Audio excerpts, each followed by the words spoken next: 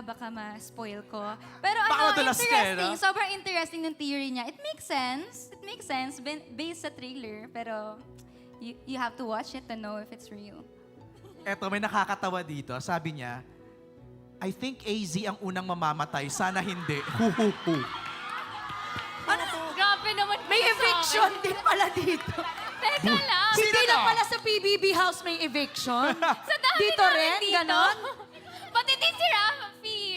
Pati din si Rafi. Ate, nadamay ako. Gusto ko pa na shooting this. Grabe, totoo ba? May eviction din dito sa Hotel 88? Ganon ba yon? Grabe. Okay, meron pang iba dito. Is Dustin the killer? Mysterious yung role niya. Secret. Yun lang ang sagot. Ito. Ito sabi, hala, magkalaban ng Mick Brent. Parang nag-aagawan sila sa lupa. Tapos si AZ, parang siya yung visitation sa Hotel 88. Ganda, kaabang-abang. Bakit parang si AZ ang dog show ng show na? Hindi ko alam. Wait lang. Parang siya ang bunot. Pero mukhang nag-aalala yung fans kasi magkalaban daw yung Mick Brent. Parang may parang sa trailer may sagupaan may puksaan agad.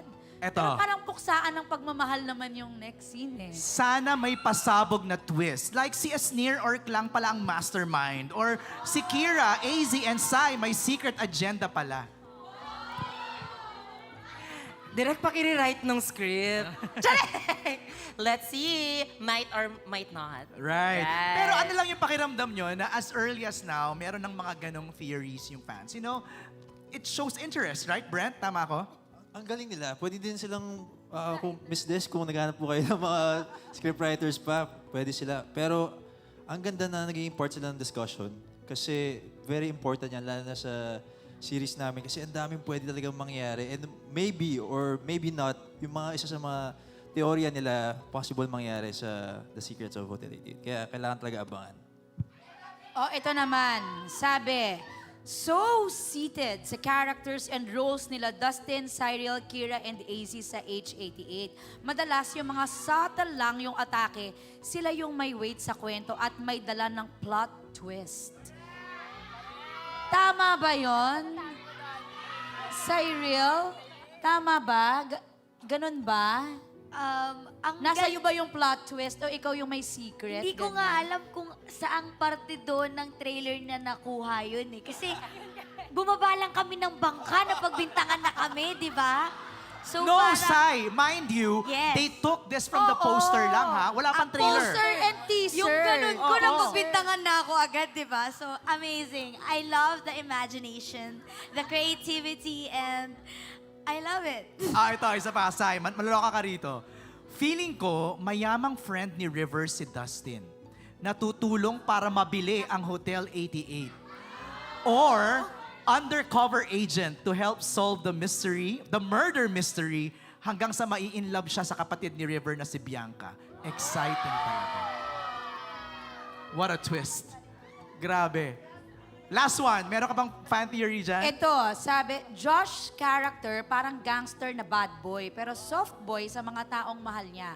Tapos, ma-meet niya character ni Kira na parang sassy, na mayaman nung una, enemy sila, then eventually na-fall sa isa't isang parang ganon yung nakikita ko sa teaser based sa mga galawan at suot nila. Tama ba, Kira? May tama ba doon? May tumama ba? O talagang mukhang nag-i-imagine lang siya? It's a secret. Josh, tama ba? May tama ba? Parang tama yung gangster na bad Tama po boy. yun, basugolero na black sheep. Pero we'll see if may mangyayari sa amin ni Kira. Ay! Anong mangyayari? We'll see. Ayun yung secret na kailangan natin abangan. Ano may sinasabi? Ano to? Girls, ano yan? Kung Ano Ano yung yan? secret na pinag-uusapan dito? Kung Ano yan, so, AZ? AZ, may sinasabi ka? Anong mangyayari? Kanino ba? Kay Kira tsaka kay Josh? Pero grabe, MJ, interesting. Yung Ay, no, mga fan meron isa dito theories. nakakatawa lang. Oh, Sorry, sige, sorry. last na, sorry. Namatay ba dyan si Will at sina AZ? Pinatay ka na naman, AZ. Dahil sa isang malaking trahedya na magaganap malapit sa dalampasigan ng hotel at magmumulto ba sila tapos pahulaan ng suspect or killer? Teka lang. Ba't gusto niyo ako patayin? Alam mo, actually, na-mention ko yan kay Direk. Direk, if ever mangyayari na patayin niyo ako, pagka eksena, gaganon ako. Ganon. Para ano, hey, no, no, no. Parang ganon. Okay. May may atake din yung No. pagpatay. Hindi, ang nakakatawa doon, yung mismong cast member, may theory din siya. Di ba? Meron din siya. So before the show started, we all went through workshops with an acting coach. Okay. And ayun, we did it for a few weeks right before going in, getting into character, building chemistry. Pero yung chemistry parang nandun na eh. We already had that chemistry because of PBB. So going into set, it was much easier. How about yung mga stunts? Yung mga pagtakbo mo, Bianca? Parang may tulong ba yun?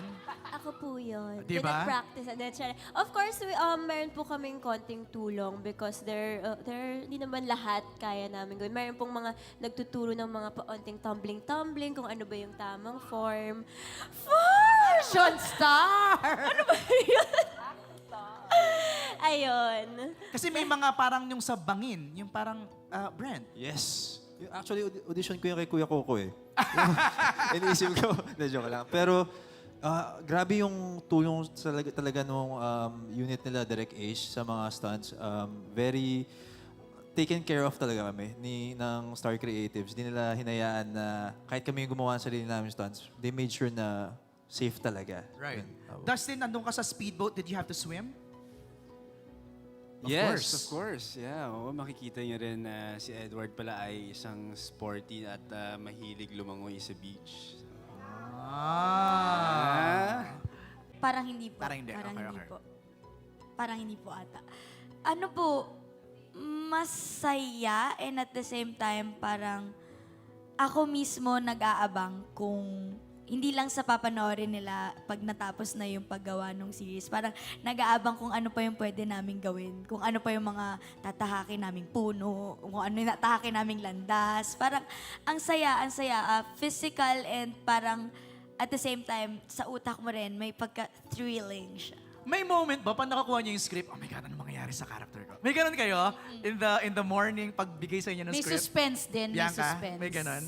Yeah, and not just for me, like kapag binabasa ko yung script, alam mo yung talagang naka-curl talaga yung toes ko na parang kinakabahan ako, tapos na-envision ko kung paano nga tatahakin ng bawat character, kung paano ba ito i-deliver ni Cyril Manabat o kaya ni Ralph De Leon. So, it's really thrilling. So, kung binabasa pa lang namin, apaka-exciting na.